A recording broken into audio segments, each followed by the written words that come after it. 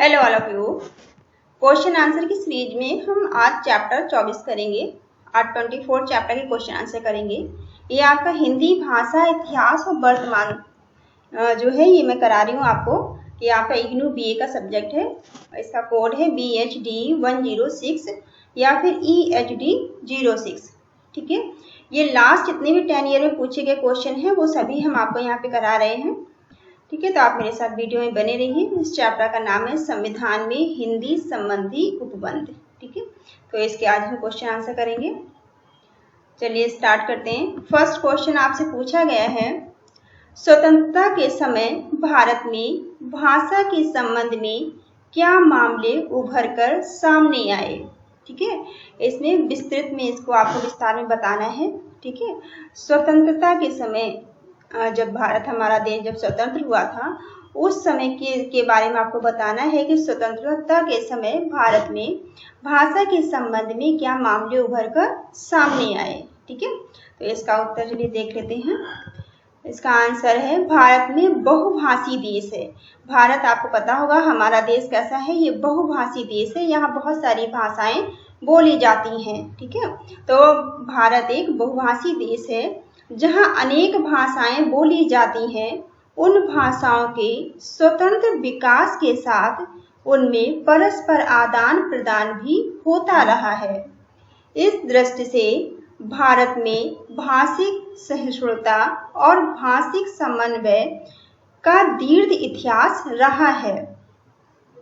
आदिकाल में ही देश के कोने कोने में विद्वान संस्कृत, पाली, प्राकृत आदि भाषाओं में साहित्य सृजन करते रहे हैं। ठीक है, प्राचीन समय से ही इन सारी भाषाओं में जो है साहित्य लिखे जाते रहे हैं, चाहे वो संस्कृत हो, पाली हो या प्राकृत हो। इन सारी भाषाओं में लोग अपने साहित्य को लिखते रहे हैं। भारतीय भाषाओं की परस्पर संप्रेषणता के कारण, सामान्य मूलभूत तत्वों के कारण यह बहुभाषी देश वास्तव में एक भाषिक क्षेत्र बन सका है। ठीक है, हमारे देश में बहुत सारी अलग अलग भाषाएं बोली जाती हैं, इसीलिए भारत को बहुभाषी देश कहा जाता है। केरल के स्वाति तिरुनाल में 17वीं शताब्दी में ब्रज भाषा के पद रचे और आंध्र प्रदेश के पुरुषोत्तम कवि ने 19वीं शताब्दी में हिंदी के नाटक लिखे। इस प्रकार हिंदी भाषा को अखिल भारतीय स्वरूप प्राप्त हुआ। ठीक है, हमारी हिंदी को किसका रूप मिला है? अखिल भारतीय स्वरूप इसे प्राप्त हुआ है, क्योंकि अलग अलग शताब्दियों में लोगों ने इसमें कई सारे चीज़ें, यहाँ पे 17वीं शताब्दी में से ब्रज भाषा में पद लिखे गए हैं और वहीं पर 19वीं शताब्दी में इसमें नाटक लिखे गए हैं हिंदी में। 1885 में भारतीय राष्ट्रीय कांग्रेस की स्थापना हुई। इसके साथ ही भारतीय स्वाधीनता आंदोलन ने जोर पकड़ा। 1904 में महात्मा गांधी ने अफ्रीका से भारत वापसी के बाद इस संग्राम में बड़ी तेजी लाई। ठीक है, महात्मा गांधी जब भारत में वापस आए हैं अफ्रीका से, तब यहाँ पर जो यहाँ स्वतंत्रता संग्राम चल रहा था इसमें काफ़ी इन्होंने तेजी ला दी। गांधी जी ने स्वतंत्रता संग्राम के लिए 3 प्रमुख हथियार सत्य, अहिंसा और सत्याग्रह दिए। ठीक है, ये गांधी जी के नारे थे। आप जानते होंगे कि उन्होंने कौन कौन से नारे दिए थे।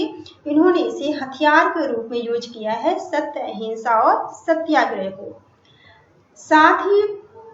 साथ में उन्होंने लड़ाई के अन्य आवश्यक उपादानों के रूप में एक सार्वभौमिक भाषा के प्रश्न को भी प्रमुख स्थान दिया। वे देश की स्वतंत्रता के लिए देश की जनता की संपूर्ण सहभागिता पर बल देते रहे थे। ठीक है, उन्होंने देश के सभी लोगों को जोड़ने का काम किया है। स्वतंत्रता संग्राम में भाग लेने पर जोर उन्होंने दिया था उस टाइम।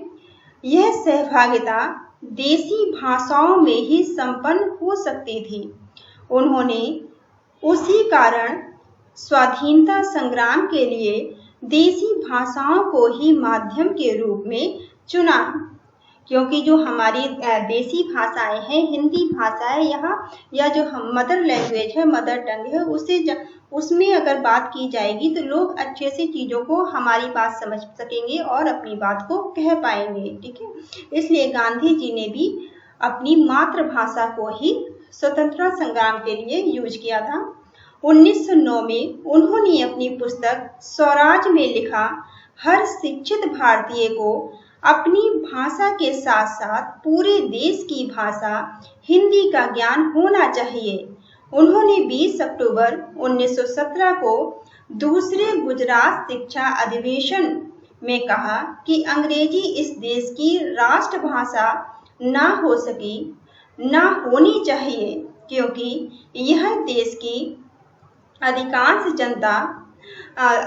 जनसंख्या की भाषा नहीं है। ठीक है, क्योंकि अंग्रेजी ज़्यादातर लोग नहीं समझते थे, तो उन्होंने कहा है कि इसे राष्ट्र की भाषा ये हुई नहीं है और इसे होना भी नहीं चाहिए फ्यूचर में भी, क्योंकि ये हमारे देश की आम जनता की भाषा नहीं है। केवल हिंदी ही इस देश की राष्ट्रभाषा हो सकती है, क्योंकि यह सरल है, सांस्कृतिक, सामाजिक धरातल पर संप्रेषण की भाषा है और देश की अधिकांश जनता यह भाषा जानती है। इसी नीति के कार्यान्वयन के तौर पर उन्होंने 1917 में चेन्नई में दक्षिण भारतीय हिंदुस्तानी प्रचार सभा की नींव रखी और दक्षिण में हिंदी के प्रचार आंदोलन को गति दी। महात्मा गांधी साम्यवादी थे। वे जानते थे कि देश की जनता के लिए, देश की एकता के लिए जनता की एकता अनिवार्य है। ठीक है, महात्मा गांधी इस बात को अच्छी तरह समझते थे, जानते थे कि देश को तभी एक किया जा सकता है जब कुछ समानताएं हों, तो देश की एकता के लिए जनता की एकता अनिवार्य थी। और इस संदर्भ में उन्होंने हिंदू मुस्लिम एकता पर बल दिया। वे यह भी जानते थे कि हिंदी संस्कृत निष्ठ हिंदी के पक्षधर थे, जो मुस्लिम फारसी लिपि में लिखित अरबी फारसी शब्दों से युक्त उर्दू के हिमायती थे। देश की आम जनता जिस भाषा का प्रयोग करती थी उसे गांधी जी हिंदुस्तानी कहते थे। उनके अनुसार हिंदुस्तानी ही इस देश की राष्ट्रभाषा हो सकती थी, जो देश को जोड़ने वाली कड़ी थी। ठीक है, जो हिंदी हमारी थी, या जो उन्होंने जिसको हिंदुस्तानी नाम दिया था, वही एक ऐसी भाषा थी जो पूरे देश को जोड़ने का काम कर सकती थी उस टाइम। स्वतंत्रता संग्राम के दौरान सुभाष चंद्र बोस ने भी हिंदी के महत्व को स्वीकार करते हुए 1929 में कहा, प्रांतीय ईर्ष्या द्वेष को दूर करने में जितनी सहायता हिंदी प्रसार में मिलेगी, उतनी दूसरी किसी चीज में नहीं मिल सकती। अपनी प्रांतीय भाषाओं को भरपूर उन्नति कीजिए। जो हमारी जो भारतीय भाषाएं हैं, इन्होंने उस टाइम पूरी तरह से उन्नति की थी, भरपूर उन्नति की थी। उनमें कोई बाधा नहीं डालना चाहता और ना हम किसी की बाधा को सहन कर सकते हैं। ये बात किसने कही थी? ये बात सुभाष चंद्र बोस ने कही थी कि जो हमारी हिंदी भाषा है या जो प्रांतीय भाषाएं हैं, उनको पूरी आज़ादी मिलनी चाहिए, उनकी उन्नति को बढ़ावा दिया जाना चाहिए, उसमें किसी की भी बाधा को हम बर्दाश्त नहीं करेंगे। पर सारे प्रांतों की सार्वजनिक भाषा का पद हिंदी या हिंदुस्तानी को ही मिला है। भारतीय स्वाधीनता संग्राम के नेताओं वीर दामोदर सावरकर, गोपाल कृष्ण गोखले, तिलक, रविन्द्रनाथ टैगोर, सरोजिनी नायडू, स्वामी दयानंद आदि ने पुरजोर शब्दों में हिंदी को राष्ट्रभाषा के रूप में देखने के लिए अपनी आवाज बुलंद की। ठीक है, इन सभी लोगों का हिंदी को आगे बढ़ाने में विशेष योगदान रहा है। हिंदी को राष्ट्रभाषा बनाने में इनका काफी योगदान रहा है। 20वीं सदी के आरंभ में भाषा की आवश्यकता का सवाल उठा। वह व्यापक स्तर पर जोर पकड़ता गया तथा यह मांग होने लगी कि देश की ही किसी भाषा में राजकाज किया जाना चाहिए और वह भाषा हिंदी ही हो सकती थी। बहुभाषी समाज में अन्य जो भाषाएं हैं उनका विकास होना चाहिए और लोगों को अपनी भाषा के प्रयोग की अवसर मिलने चाहिए। ठीक है, और लोगों को जो अपनी भाषा वो अच्छी तरह से हर जगह वो यूज कर पाए, ऐसे उन्हें अवसर देने चाहिए या मिलने चाहिए। यह चेतना थी और व्यवहारिक दृष्टि थी। ये सभी प्रयास किए जा रहे थे कि अपनी भाषा का प्रयोग सिर्फ आम जनता में ही नहीं, आम बोलचाल की भाषा में ही नहीं, बल्कि सरकारी कामकाज की भाषा भी हिंदी को बनाया जाना चाहिए। संविधान निर्माताओं के सामने भी एक बड़ी चुनौती थी कि इस भाषा को हिंदी कहें या हिंदुस्तानी कहें। हिंदुस्तानी शब्द जनसाधारण में उस सहज था, जनसाधारण के लिए जो हिंदुस्तानी शब्द था वो काफी सहज था, उस टाइम सरल रूप का प्रतीक था जो हिंदू और मुस्लिम सभी उपयोगी करते थे। ठीक है, जो हिंदुस्तानी शब्द था वो उस टाइम हिंदू भी यूज करते थे और मुस्लिम भी यूज किया करते थे। अतः कई लोग राष्ट्रीय एकता के संदर्भ में हिंदुस्तानी रखना पसंद करते थे। स्वतंत्रता आंदोलन में हिंदी को राष्ट्रभाषा ही कहा गया था। ठीक है, जब स्वतंत्रता आंदोलन हुआ उसमें हिंदी को ही राष्ट्रभाषा कहा गया और आगे चलकर हिंदी को राष्ट्रभाषा की स्वीकृति मिली संविधान के द्वारा। तो ये आपका क्वेश्चन नंबर फर्स्ट था इस चैप्टर का। क्वेश्चन नंबर टू में देख लेते हैं क्या है। राजभाषा को परिभाषित कीजिए। ठीक है, यहाँ आपसे कहा गया है कि राजभाषा को आप परिभाषित कीजिए। संविधान के उन अनुच्छेदों की चर्चा कीजिए जो भाषा से संबंधित हैं। ठीक है, आप जैसे क्वेश्चन पूछा जा सकता है या फिर आपसे पूछा जा सकता है कि संविधान और राजभाषा पर संक्षिप्त टिप्पणी कीजिए। ठीक है, या इस तरह से आपसे पूछ सकते हैं, कैसे भी आपसे पूछा जाए आपको आंसर यही करना है। हिंदी में राजभाषा शब्द अंग्रेजी के ऑफिशियल लैंग्वेज के पर्याय के रूप में प्रयुक्त हो रहा है। ठीक है, जो हिंदी शब्द है, हिंदी में राजभाषा शब्द जो है हिंदी के अंग्रेजी के ऑफिशियल लैंग्वेज के पर्याय में से यूज किया जाता है, पर्याय के रूप में ये प्रयोग हो रहा है। इस शब्द का प्रयोग कानूनी तौर पर स्वतंत्र भारत के संविधान में सर्वप्रथम किया गया। राजभाषा एक पारिभाषिक शब्द है। ठीक है, राजभाषा एक पारिभाषिक शब्द है जिसका अर्थ होता है सरकारी राजकाज। ठीक है, या सरकारी कामकाज की भाषा, सरकारी राजकाज के लिए प्रयुक्त भाषा। ठीक है, संविधान में कुल 395 मूल अनुच्छेद हैं। ठीक है, संविधान में कितने अनुच्छेद हैं? 395 अनुच्छेद हैं संविधान में और भाषा से संबंधित कुल 11 अनुच्छेद हैं। ठीक है, भाषा से संबंधित कितने हैं? 11 अनुच्छेदों में 18 भाग हैं। ठीक है, इसमें जो अनुच्छेद 11 है इसमें 18 भाग जो दिए गए हैं, 18 भाग भाषा से संबंधित हैं और एक पूरा भाग 17 भाषा संबंधी व्यवस्था के लिए दिया गया है। ठीक है, जो भाग 17 है ये भाषा संबंधी व्यवस्था के लिए दिया गया है। संघ की राजभाषा 14 सितंबर 1949 ईस्वी की भारत की संविधान सभा में हिंदी को संघ की राजभाषा की मान्यता प्रदान की गई।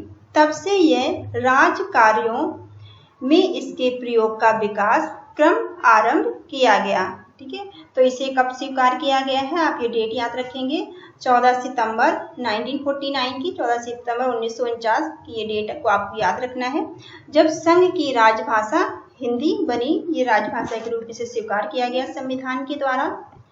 नेक्स्ट है अनुच्छेद 343 संघ की राजभाषा, ठीक है। 343 में बताया गया है, इसमें फर्स्ट पॉइंट है भारतीय गणतांत्रिक संघ की राजभाषा हिंदी और लिपि देवनागरी होगी, ठीक है। इसमें आपको बताया गया है कि जो हिंदी है वो भारतीय गणतांत्रिक संघ की राजभाषा और इसकी लिपि क्या होगी, लिपि इसकी देवनागरी होगी। और इसमें जो अंक दिए गए हैं और अंकों का कुल भारतीय अंकों का अंतर्राष्ट्रीय रूप 1, 2, 3, 4 से लेके ये 0 से लेके 9 तक है, ठीक है। तो ये आपको इसके अंक दिए गए हैं 1, 2, 3, 4, 5, 6, 7, 8, 9 और 0, ठीक है।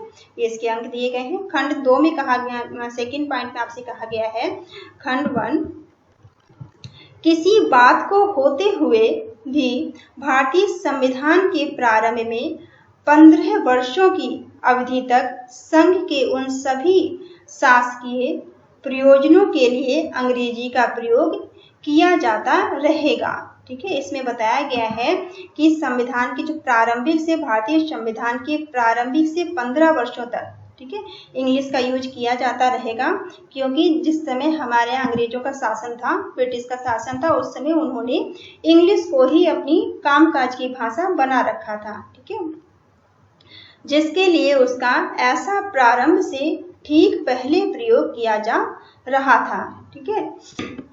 जैसा यूज इसमें होता रहा है स्टार्टिंग से, वैसा ही उन्होंने कहा है कि इसको हिंदी को स्वीकार करने के बाद भी 15 वर्षों तक उसी तरह से इंग्लिश यूज होती रहेगी। परंतु राष्ट्रपति इस अवधि के दौरान किन्हीं शासकीय प्रयोजनों के लिए अंग्रेजी के साथ हिंदी भाषा का प्रयोग अधिकृत कर सकेंगे, ठीक है। लेकिन जो राष्ट्रपति अपना भाषण या कोई भी प्रयोग वो इंग्लिश के साथ साथ हिंदी में भी वो कर सकेंगे, ऐसा प्रावधान भी रखा गया। और भारतीय अंकों के अंतर्राष्ट्रीय रूप के अतिरिक्त देवनागरी रूप का प्रयोग अधिकृत कर सकेगा, ठीक है, और देवनागरी का यूज भी वो कर सकेंगे। पॉइंट 3 में दिया गया है आपको, इस अनुच्छेद में किसी बात के होते हुए संसद उक्त 15 वर्षों की अवधि के पश्चात विधि द्वारा अंग्रेजी भाषा का या अंकों की देवनागरी रूप, ठीक है। अब ये जो संविधान है फिर ये ऑप्शनल हो जाएंगे, ठीक है, ऐसे प्रयोजनों के लिए प्रयोग उपबंधित कर सकेंगी जो ऐसी विधि के विनिष्ट किए जाएंगे। अतः कहा जा सकता है कि इस अनुच्छेद द्वारा राजभाषा के रूप में हिंदी के क्रमिक दायित्व ग्रहण और अंग्रेजी के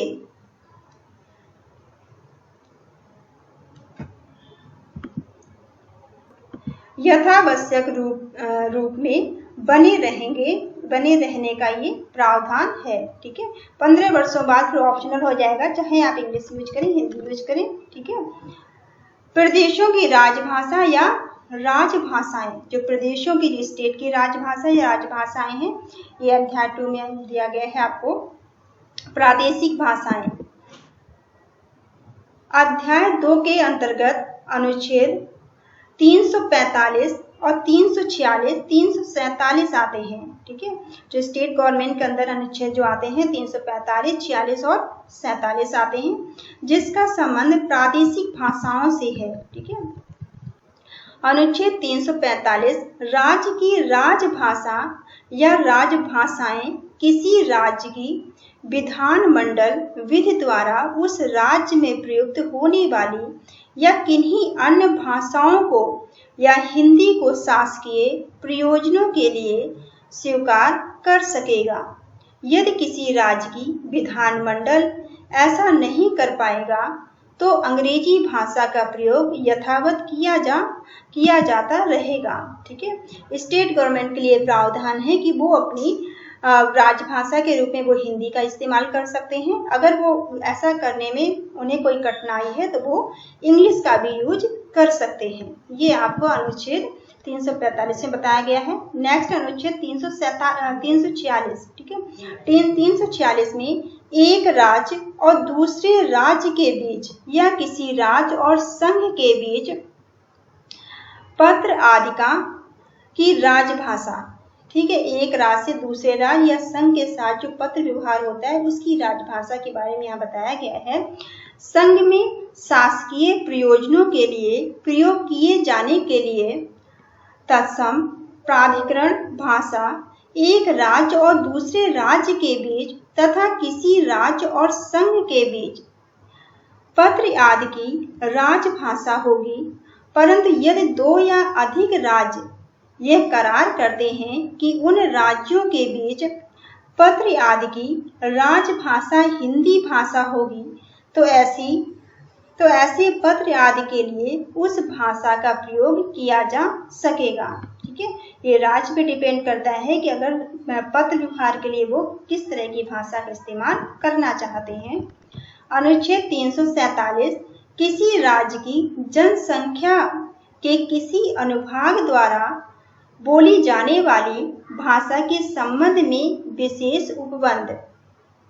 यदि किसी राज्य की जनसंख्या का पर्याप्त भाग यह चाहता हो कि उसके द्वारा बोली जाने वाली भाषा को उस राज्य में मान्यता दी जाए और इस पक्ष में मांग की जाए, तो राष्ट्रपति यह निर्देश दे सकेंगे कि ऐसे प्रयोजनों के लिए जो वह विनिर्दिष्ट करें शासकीय मान्यता दी जाएगी। ठीक है, ये जनता पर डिपेंड करेगा, वहाँ की जनसंख्या पर डिपेंड करेगा कि वो अगर जिस भाषा को वो चाहते हैं कि उसे स्वीकृत दी जाए तो उसे राष्ट्रपति स्वीकृत देंगे। ये आपको बताया गया है अनुच्छेद 347 में। ठीक है, राष्ट्रपति द्वारा किसी भाषा की मान्यता संबंधी आदेश के लिए निम्नलिखित शर्तें, यहाँ पर कुछ शर्तें दी गई हैं कि किसके अकॉर्डिंग जो राष्ट्रपति हैं वो किसी भाषा को मान्यता देंगे। ठीक है, फर्स्ट में आपसे बोला गया है कि उस भाषा के बोलने वालों की पर्याप्त संख्या हो। ठीक है, जिस भाषा को मान्यता दिलाएंगे या जिस भाषा की मान्यता वो लोग चाहते हैं वहाँ बोलने वालों की संख्या ज़्यादा होनी चाहिए, पर्याप्त मात्रा में लोग बोलते हो उस भाषा को। दूसरा, वे मांग करें कि उनकी भाषा को मान्यता दी जाए, और दूसरा है कि उन्हें खुद आगे बढ़ के मांग करनी होगी कि उनकी भाषा को राष्ट्रपति मान्यता दें। ठीक है, उनका आदेश उस भाषा को पूरे राज्य में या किन्हीं क्षेत्रों में तथा कुछ या सभी शासकीय प्रयोजनों के लिए राजकीय मान्यता देने के लिए हो सकता है। अनुच्छेद 347 जनता के लोकतांत्रिक अधिकारों को महत्व देने पर बल देता है। ठीक है, एक पॉइंट आप और याद रखें कि अनुच्छेद जो 347 है वो जनता के अधिकारों को बल देने के लिए इसका इस्तेमाल किया गया है। इस अनुच्छेद को जनता अपने लिए अपने अधिकारों के लिए इस्तेमाल कर सकती है। प्रदेश के बीच संपर्क अनुच्छेद 346 किन्हीं दो राज्यों के बीच संपर्क के लिए भाषा के सवाल पर प्रकाश डालता है। क्या दो प्रदेश उनकी राजभाषा हिंदी या अंग्रेजी से अलग कोई और है? ठीक है, ये दो प्रदेशों में डिपेंड करता है, दो स्टेट गवर्नमेंट पे डिपेंड करता है कि उनकी जो राजभाषा हो, बातचीत की भाषा हो, वो हिंदी हो, अंग्रेजी हो या फिर कोई दूसरी भाषा हो। आपस में अपनी राजभाषा में पत्राचार कर सकते हैं। ठीक है, वो अपनी सहमति से, आपसी सहमति से वो किसी भी भाषा में पत्र व्यवहार कर सकते हैं, पत्राचार कर सकते हैं। क्या दो राज्य अपनी अपनी राजभाषा में आपस में पत्राचार कर सकते हैं? उक्त अनुच्छेद के अनुसार यह संभव नहीं है। सभी राज्यों को संघ की राजभाषा के माध्यम से ही पत्र व्यवहार आदि करना होगा। ठीक है, तो इन सारी चीज़ों को संघ कहता है कि आप अपनी मर्जी से कुछ नहीं कर सकते। जो पत्र व्यवहार की भाषा संघ ने निर्धारित की है, संघ के द्वारा जो पत्र व्यवहार की जो भाषा है निर्धारित की गई है, आप उसी में पत्र व्यवहार करेंगे। जो भी गवर्नमेंट के काम होंगे वो उसी भाषा में होंगे। ठीक है, तो ये आपका अनुच्छेद 346 कहता है। इस व्यवस्था का आधार शायद यही है कि दो राज्यों के बीच का संपर्क जब आगे केंद्र सरकार में विचार के लिए जाएगा या उनके बीच का विवाद सर्वोच्च न्यायालय में जाएगा या उन राज्यों के कानून जो संघ के कानून के अंतर्गत आते हैं तो उन पर सभी विचार किया जा सके। ठीक है, ये इसलिए इस बात को कहा गया है, अनुच्छेद 346 में कहा गया है कि अगर संघ के द्वारा निर्धारित जो भाषा है उसी भाषा में पत्र व्यवहार होगा, पर जो गवर्नमेंट की कामकाज की भाषा है अगर वही होगी तो आगे कोई भी विवाद होता है अगर किसी भी बात को लेकर तो संघ उस पर विचार कर सकता है या वो जो सर्वोच्च न्यायालय है वहाँ पर भी ये विवाद जा सकता है, ताकि ये भाषा कॉमन बनी रहे। इसलिए उन्होंने इस भाषा को निर्धारित किया है कि आप वैसे कोई भाषा यूज करें, लेकिन पत्र व्यवहार के लिए, गवर्नमेंट कामकाज के लिए आपको राजभाषा का ही इस्तेमाल करना होगा। ये आपको सेकंड क्वेश्चन था आपका। नेक्स्ट क्वेश्चन नंबर 3 आपसे पूछा गया इसमें, भारत में प्रशासन के 3 अंगों में हिंदी के प्रकारों पर को स्पष्ट कीजिए। ठीक है, आपसे पूछा गया है कि भारत में जो प्रशासन के 3 अंग हैं, ठीक है, प्रशासन में जो 3 अंग हैं उनमें आपको हिंदी के बारे में बताना है, हिंदी के प्रकारों को स्पष्ट करना है, हिंदी क्या क्या प्रकार है। या फिर आपसे पूछा जा सकता है कि राजभाषा का प्रयोग शासन के 3 अंगों में किस तरह से होता है। ठीक है, या तो जो 3 अंग हैं प्रशासन के या राजभाषा को वहाँ पे किस तरह से यूज किया जाता है, कैसे क्वेश्चन पूछा जा सकता है, आपको ये बताना है।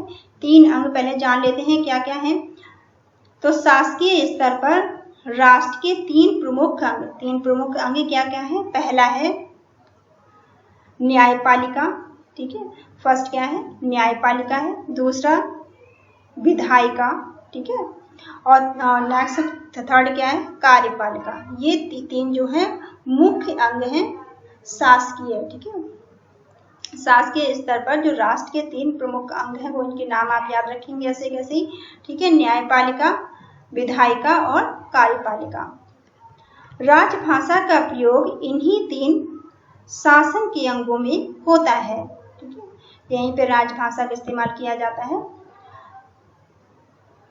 पहला आपका है न्यायांग में राजभाषा। ठीक है, न्यायपालिका में जो राजभाषा है, संविधान के भाग 17 में अध्याय 3 के 2 अनुच्छेद 348 और 349 में उच्चतम न्यायालय तथा उच्च न्यायालयों में भाषा के सवाल पर विचार किया गया है, जो इस प्रकार है।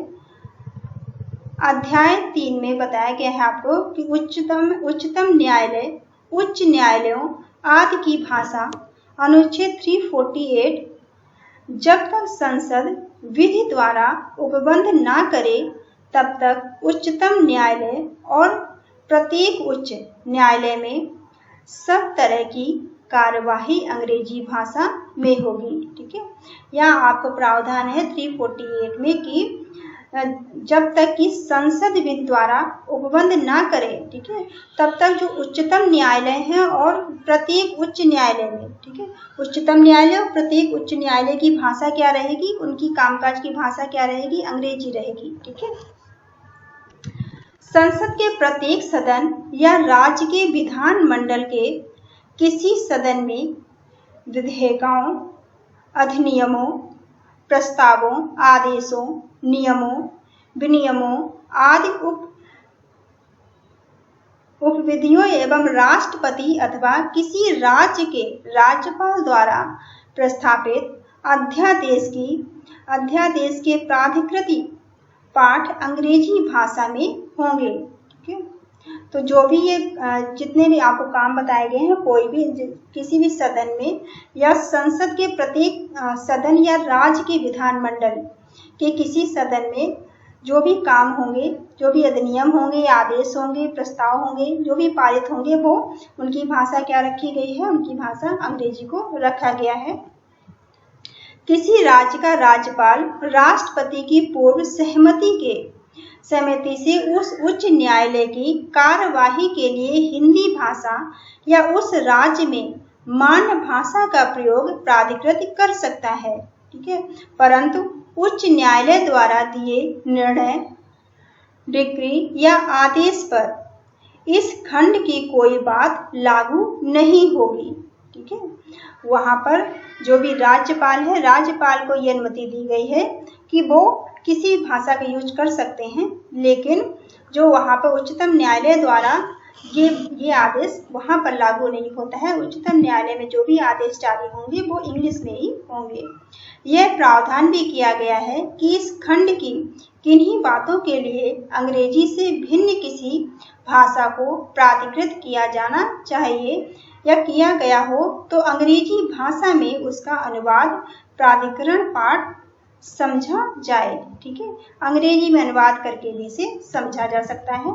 अनुच्छेद 349 में बताया गया है, 349 में भाषा से संबंधित कुछ विधियां अधिनियमिता करने के लिए विशेष, ठीक है, यहाँ पे विशेष बात बताई गई है कि इन प्रक्रियाओं के बारे में राजभाषा के लिए उपबंध करने वाला कोई विधेयक या संशोधन संसद के किसी सदन में राष्ट्रपति की पूर्व मंजूरी के बिना पुनः स्थापित या प्रस्तावित नहीं किया जाएगा।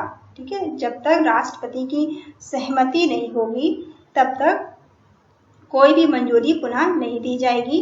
तो ये राजभाषा का उसमें कहा गया है कि राजभाषा के लिए उपबंध है, ये उपबंध करने वाला कोई विधेयक, ठीक है, राजभाषा को उपबंध करने वाला कोई भी विधेयक या संशोधित संसद के किसी भी सदन में राष्ट्रपति की पूर्व मंजूरी के बिना पुनः स्थापित या प्रस्तावित नहीं किया जाएगा। अनुच्छेद 348 में बताया गया है स्पष्टीकरण के बारे में। ठीक है, अनुच्छेद 348 में स्पष्टीकरण के बारे में बताया गया है कि उच्चतम न्यायालय और उच्च न्यायालय दोनों अपील न्यायालय हैं। ठीक है, उच्चतम न्यायालय और उच्च न्यायालय दोनों क्या है? दोनों अपील न्यायालय हैं, अर्थात अधीनस्थ न्यायालयों के निर्णय के खिलाफ इनमें अपील की जा सकती है। उच्चतम न्यायालय में उच्च न्यायालयों के फैसले पर ही कार्यवाही की जाती है और गवाहों के बयान आदि का काम नहीं होता। इसलिए उच्च न्यायालय में संघ की राजभाषा के अतिरिक्त भाषा की कार्यवाही के लिए अन्य किसी भाषा की आवश्यकता नहीं होती, जबकि उच्च न्यायालयों में जिला स्तर के न्यायालय की अपील के संदर्भ में कार्यवाहियों की स्थानीय भाषा की आवश्यकता पड़ सकती है। नेक्स्ट पॉइंट है इसमें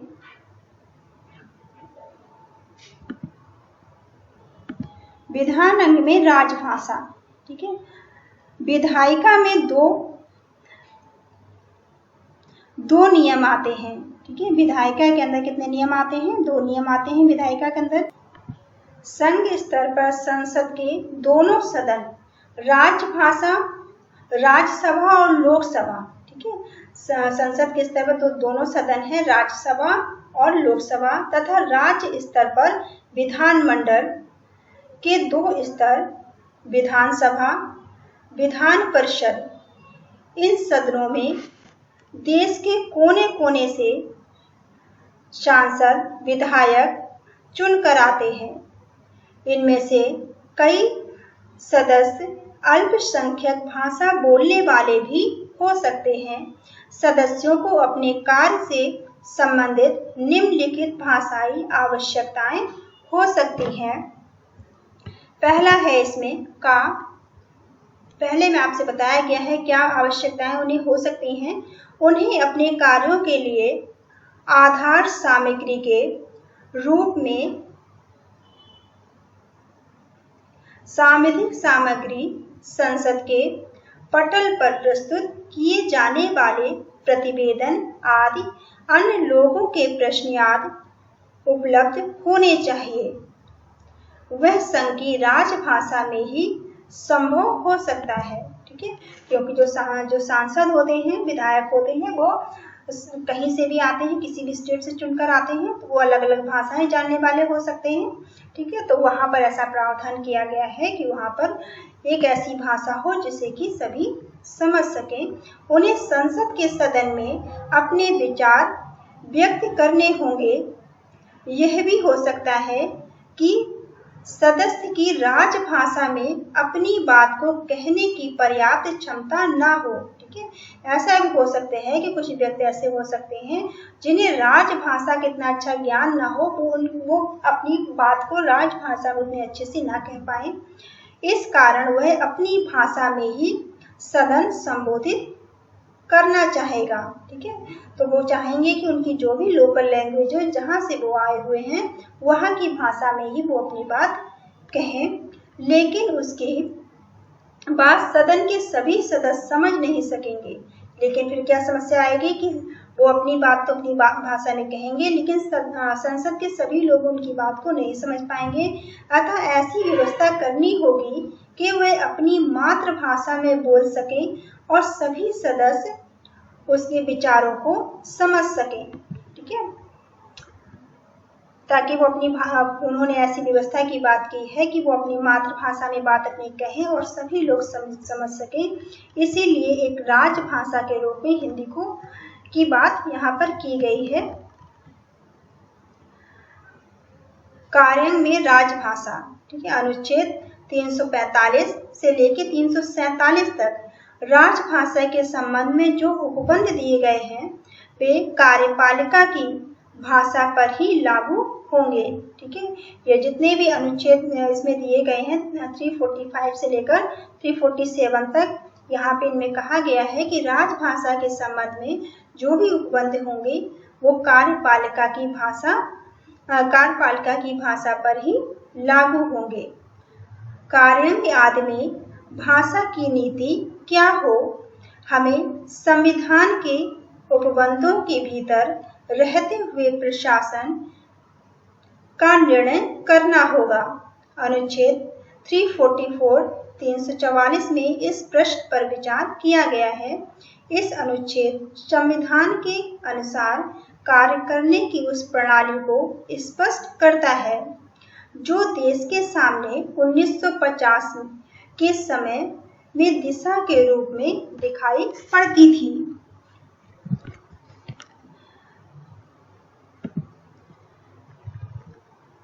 अनुच्छेद 344 राजभाषा के संबंध में आयोग और संसद की समिति।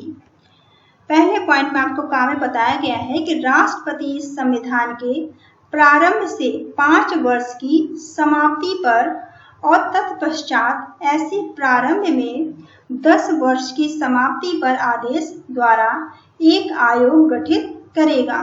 ठीक है, जो राष्ट्रपति हैं वो 5 वर्ष की समाप्ति पर और इसके पश्चात 10 वर्ष की समाप्ति पर वो एक आयोग का गठन करेंगे जो एक अध्यक्ष और 8वीं अनुसूची के विनिर्दिष्ट विभिन्न भाषाओं का प्रतिनिधित्व करने वाले ऐसे अन्य सदस्यों से मिलकर बनेगा। ठीक है, ये आयोग किस लिए गठित वो करेंगे ताकि उस आयोग का वो एक अध्यक्ष बना सके और 8वीं अनुसूची के अंदर जो भी आता है 8वीं अनुसूची के विनिर्दिष्ट विभिन्न भाषाएं, जो अलग अलग भाषाएं आती हैं 8वीं अनुसूची के अंदर, उनका वो प्रतिनिधित्व कर सके। ठीक है, करने वाले ऐसे अन्य सदस्यों से मिलकर वो बनेगा। अलग अलग सदस्य होंगे जो अलग अलग भाषा को जानते हों, जिनको राष्ट्रपति नियुक्त करेंगे। और इनको कौन नियुक्त करेगा? इनको राष्ट्रपति नियुक्त करते हैं और आदेश में आयोग द्वारा अनुसरण की जाने वाली प्रक्रिया पर निश्चित की जाएगी। सेकंड पॉइंट में आपको बताया गया है, खंड सेकंड में खा में बताया गया है खंड 2 में के अधीन सिफारिशें करने पर आयोग भारत के औद्योगिक, सांस्कृतिक और वैज्ञानिक उन्नति का और लोक सेवाओं के संबंध में अहिंदी भाषी क्षेत्रों के व्यक्तियों के न्याय संगत दावों तथा हितों का समन्वय ध्यान रखेगा। नेक्स्ट पॉइंट बताया गया है आपको कि एक समिति गठन की जाएगी जो 3 सदस्यों से मिलकर बनेगी। ठीक है, एक ऐसी समिति बनाई जाएगी जो कि जिसमें कि 3 सदस्य होंगे, जिसमें से 20 लोकसभा के सदस्य होंगे और 10 राज्यसभा के सदस्य होंगे। ठीक है, 30 सदस्यों की एक समिति होगी ठीक है, सॉरी ये 30 लिखा था। 30 सदस्यों की एक समिति होगी जिसमें कि 20 सदस्य तो लोकसभा से होंगे और 10 कहाँ से होंगे, राज्यसभा से होंगे। जो लोकसभा के सदस्यों और राज्यसभा के सदस्यों द्वारा अनुपातित प्रतिनिधित्व पात्रता के अनुसार एकल संक्रमणीय मत द्वारा निर्धारित होगी। ठीक है, ये एक ऐसी समिति का गठन जो कि ये सारे जो सदस्य हैं लोकसभा और राज्यसभा के सदस्यों के द्वारा अनुपातित प्रतिनिधित्व पात्रता के अनुसार एकल संक्रमणीय मत द्वारा ये निर्वाचित की जाएगी, निर्वाचित होगी। नेक्स्ट पॉइंट में आपको बताया गया है पॉइंट का, समिति का यह कर्तव्य होगा कि वह खंड ए के अधीन गठित आयोग की सिफारिशों की परीक्षा करें और राष्ट्रपति को उन पर अपनी राय के बारे में प्रतिवेदन दें। ठीक है, ये जो समिति का गठन हुआ है, समिति गठन किया गया है, इनका एक कर्तव्य होगा, इनकी जिम्मेदारी होगी कि जो खंड ए में जो समिति का गठन हुआ है इसके बारे में ये अपनी राय राष्ट्रपति को दें। ठीक है, ताकि राष्ट्रपति निर्णय ले सकें। नेक्स्ट है अष्टम अनुसूची, जो 8वीं अनुसूची है। भारतीय संविधान के अनुच्छेद 344 ए और 351 के संदर्भ में 8वीं अनुसूची के मूलतः 14 भाषाएं थी। ठीक है, स्टार्टिंग में क्या था, 14 भाषाएं थी, लेकिन बाद में ये भाषाएं बढ़ गई हैं। बाद में समय समय पर बहुत वे संविधान संशोधन के आधार पर वर्तमान में 8वीं अनुसूची में 22 भाषाएं हैं। ठीक है, हमने इससे पहले क्वेश्चन किए थे, उसमें हमने देखा था कि कब कब नई भाषाओं को जोड़ा गया है। ठीक है, स्टार्टिंग में ये भाषाएं 14 थी और अगर प्रेजेंट टाइम में देखें तो ये 8वीं अनुसूची में हमारी 22 भाषाएं हो गई हैं। ठीक है, तो ये वीडियो काफी बड़ा हो गया, चलो इसको यहीं तक रहने देते हैं। जो इसके बचे हुए क्वेश्चन है वो हम नेक्स्ट वीडियो में कर लेंगे। ठीक है, thank you all of you, thank you for watching.